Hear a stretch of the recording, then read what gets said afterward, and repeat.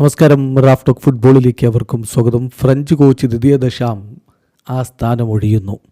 പ്രഖ്യാപനം ഇന്നുണ്ടാവും എന്ന് വാർത്ത കൊടുത്തിരിക്കുന്നത് ലേക്യുപ്പാണ്. ഇനിയിപ്പോൾ ലേക്യുപ്പ ആരാണ്, എന്താണ് എല്ലിപ്പിക്കെ എന്നൊക്കെ മുമ്പ് പലരും ചോദിച്ച് കേട്ടിട്ടുണ്ട്. ഇതിനേക്കാൾ നല്ലൊരു സോഴ്സ് വേറെ ഇല്ലടോ. ലേക്യുപ്പിനേക്കാൾ നല്ലൊരു സോഴ്സ് വേറെ ഇല്ല. കാരണം ഫ്രഞ്ച് ഫുട്ബോളിനെ കുറിച്ച് പറയുമ്പോൾ ലേക്യുപ്പല്ലാതെ മറ്റേത് സോഴ്സാണ് നമുക്ക് എടുക്കാൻ പറ്റുക.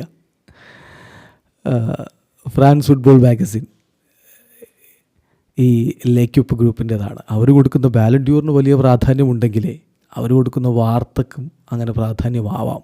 അപ്പോൾ അതാ പറഞ്ഞത്, ഇതിനേക്കാൾ നല്ലൊരു സോഴ്സ് വേറെ ഇല്ലെന്ന്. അപ്പോൾ അതറിയാത്തവർ പലതും പറയും.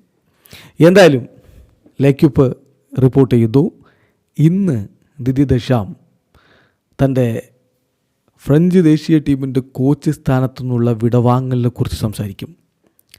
അത് ഇന്നോ നാളെയോ വിടവാങ്ങുമെന്നല്ല, അടുത്ത വേൾഡ് കപ്പോടുകൂടി അദ്ദേഹം സ്റ്റെപ്പ് ഡൗൺ ചെയ്യുകയാണ് എന്ന കാര്യം ഇന്ന് അദ്ദേഹം അനൗൺസ് ചെയ്യുമെന്നാണ് ലേക്യുപ്പിൻ്റെ റിപ്പോർട്ടിൽ പറയുന്നത്.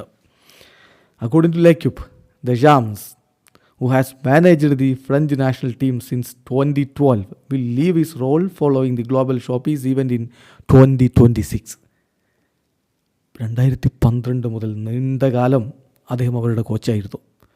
2026 വേൾഡ് കപ്പോടുകൂടി അദ്ദേഹം ആ സ്ഥാനത്ത് നിന്ന് പിൻവാങ്ങും. ആ അനൗൺസ്മെൻറ്റ് ഇന്ന് അദ്ദേഹത്തിൻ്റെ TF1 ന്യൂസ് പ്രോഗ്രാമിലുള്ള അപ്പിയറൻസിൽ വരും, പ്രഖ്യാപിക്കുമെന്നാണ് പ്രതീക്ഷിക്കുന്നത്. അങ്ങനെ 14 വർഷക്കാലത്ത് അദ്ദേഹത്തിൻ്റെ കോച്ചിങ് കരിയർ 2026 അവസാനിക്കും. കോച്ചിങ് കരിയർ അവസാനിക്കുമെന്നല്ല, ദേശീയ ടീമിൻ്റെ കോച്ച് എന്നുള്ള കരിയർ അവസാനിക്കും.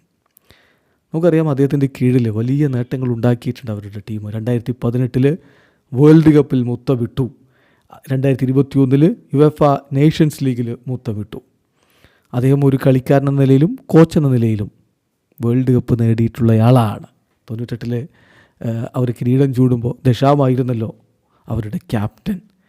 മാത്രമല്ല, അദ്ദേഹത്തിൻ്റെ കീഴിൽ നോക്കുക, 2016 യൂറോ കപ്പിൻ്റെ ഫൈനൽ കളിച്ചു, 2022 വേൾഡ് കപ്പിൻ്റെ ഫൈനൽ കളിച്ചു. അങ്ങനെ വലിയ നേട്ടങ്ങൾ ഉണ്ടാക്കിയിട്ടുള്ളൊരു കോച്ചാണ്.